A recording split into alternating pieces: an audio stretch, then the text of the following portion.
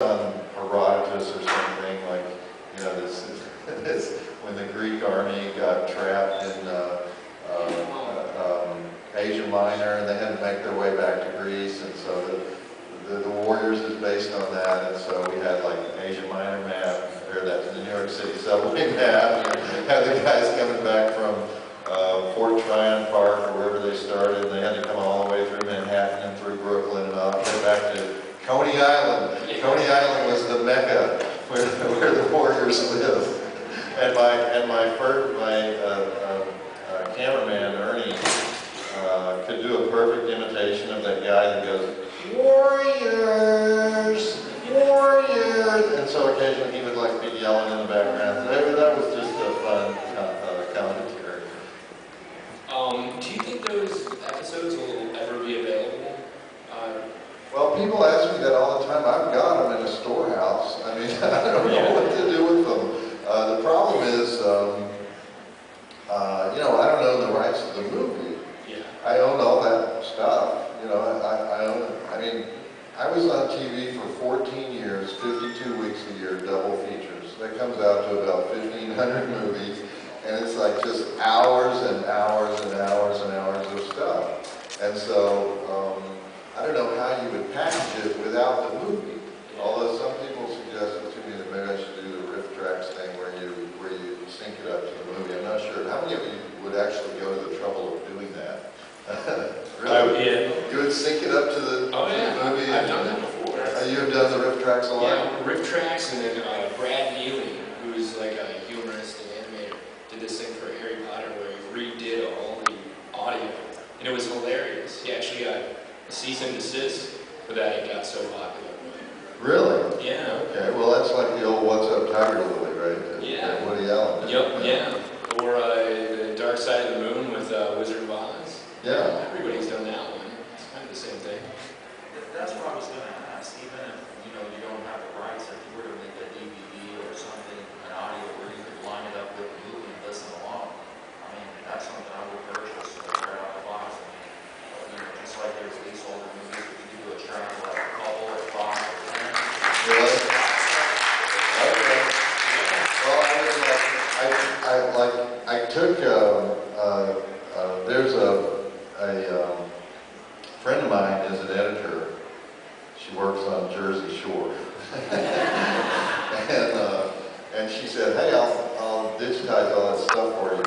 And so I went and got like one of the tapes out of storage. She said, I need to see what the tape looks like. I went and got one of the tapes out of storage, and she said, oh, I've never seen one of these in my life. We don't really work with these anymore. Let me check. And so she goes and she checks around LA, and she finds some, a house that will still, or like a machine, some old like rusty machine somewhere that you can use to run these tapes. They're old giant Sony broadcast tapes from the 80s. You know, some of them are from the 80s, early 90s, and this is the movie channel show. You know, Yeah. and I said, well, can you do it? And she, remember the guy on the Dick Van Dyke show? Remember Richie, the son? Mm-hmm. Okay, well, he now runs a post-production house, and he's a Joe Bob fan, and he said, oh, I can do it for you. And so he's going to help us like get that stuff transferred onto something that can be used. Awesome. Yeah. And you know the show that you did on the movie channel. You know, growing up before there was the internet, you know, shows like that were valuable because you know you turn to the movie channel and watch a movie all night and not know what you're going to see when you're a young teenage boy. But you know, one of those shows when you tell, oh, all right, here's how many breasts you're going to see. You're going to see, you know. Yeah, well, you know, we ran more bad softcore porn. You know, I mean, people don't even remember this stuff now, but I mean, there was a type of porn called West German porn. You know, there was West German softcore porn. That was obviously before the fall of the Berlin Wall. You know, and there was a movie that Showtime Showtime owned, Showtime being the parent company of the movie channel. They owned this movie called She's 19 and Ready. And she was about 45 and she had never been ready. But anyway, because of the title, I think the title alone, I think every time we would show it, it would get this huge viewer spike, this huge rating. So we kept showing She's 19 and Ready over and over and over again. I ran out of things to say about She's 19 and Ready. We had another one called Wild in Ibiza. That was also West Germany, even though it was set on the Spanish island of Ibiza, and it was like a stupid party film. We had one called Adventures of a Plumber's Mate, which was the dreaded British sex comedy. You know where the plumber's assistant comes over to fix the woman's pipes, and then he fixes the woman's pipe. You know. A friend of mine actually talks about that movie a lot. You know about Adventures of a Plumber's Mate? You remember Adventures of a Plumber's Mate? There was a whole series of them. Adventures of a... What are the other titles in the series? Wait, sorry. When I was a kid, during the free movie channel weekend, we'd always get a bunch of videotapes and record everything that we found. Well, one day I was alone at home going through all the videotapes, and I came across that one that became my new favorite videotape. You know, the British have always thought that it's really funny for a man to lose all his clothes and run naked down the street with funny music playing in the background. That's just like, that is so funny in England, you know. That's like the funniest joke you can do. And only in England, though, you know. And then the Italians, we also had Italian softcore porn, and the Italians thought it was hysterically funny for, they think pedophilia is extremely funny. They think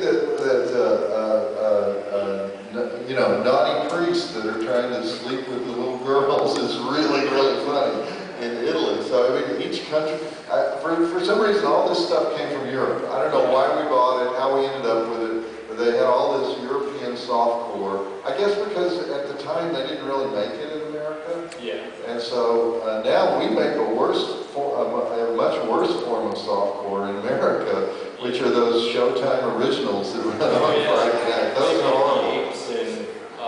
Playmate of the Apes, and what was the, I don't know. Well, many of those are made under fake names by a guy I bet many of you are familiar with, who also works in horror, named Jim Wynorski. Okay. And Jim may have been at this very convention in the past. I don't know if he has been, but he makes a lot of those original softcore. Softcore porn is something I don't really understand. It's the most unsatisfying form of cinema.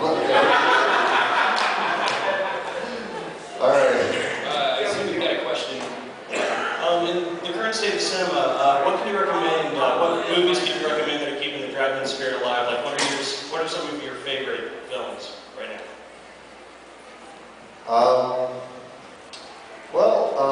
Most of the, unfortunately, in the current atmosphere, when Hollywood is scared of the coming digital era, and no one has figured out exactly how to make money on streaming movies yet, and so a lot of the great indie movies are not getting the audience that they deserve.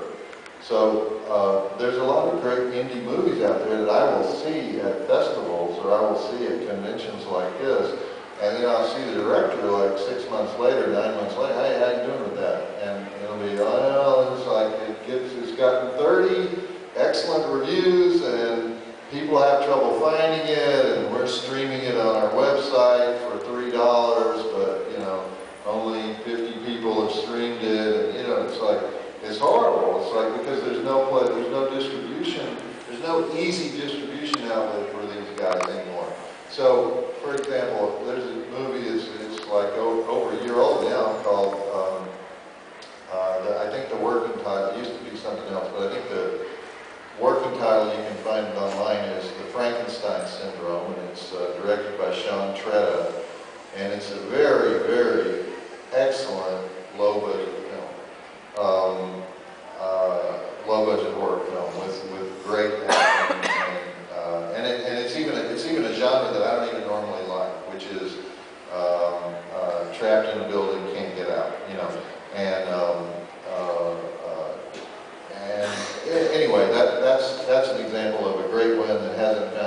audience yet. It's still struggling. It's trying to find, enough people for it to make its money back. There are quite a few. I mean, just last week I saw the world premiere of Camel Spiders, directed by the aforementioned Jim Wynorski. I don't know if you've seen the YouTube videos of the giant spiders that the soldiers in Afghanistan send back. The spiders hanging on the end of the bayonet and everything. So he made a horror film based on these giant spiders that come from Afghanistan. Dire Wolf, which Fred Olin Ray just made, is an interesting indie film with Maxwell Caulfield as the sheriff with obsessive compulsive disorder who's trying to locate and kill I think they're changing the name to Dino Wolf because they used the type. Nobody knew what a dire wolf was, but a dire wolf was these giant prehistoric wolves that are found in the La Brea tar pits and other places. And so these are all like low-budget horror, sci-fi type fare that are not finding their audience because we're still waiting to see how these things are going to be distributed in the new age of, there's only room for like 50 movies a year that are like, and they're all like $300 million movies that are in 3D. And so we got to find a way to get the rest of the movies out. And one way is like there are some, for example, in Texas we have Alamo Drafthouse, which is a great dinner theater type movie theater that shows a lot of cult films, a lot of indie films, and there are increasingly a number of these specialty theaters that movies can be released through. And but beyond that, you can't get them into the AMC 24 screen Cineplex anymore. Yeah. What do you think about like a lot of these video vending machines?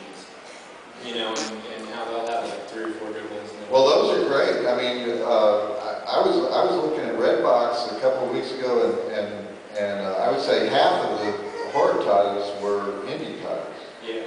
So that's good. That's good for the indie world. And Blockbuster now is like moving heavily into the vending machines, and they don't have as many indie titles, but they have some because why? The indie titles don't cost them as much. Yeah. And so they like the indie titles. So those are good. Patronize those boxes. Those are good. Yeah. Hey, I've got a question, a personal question.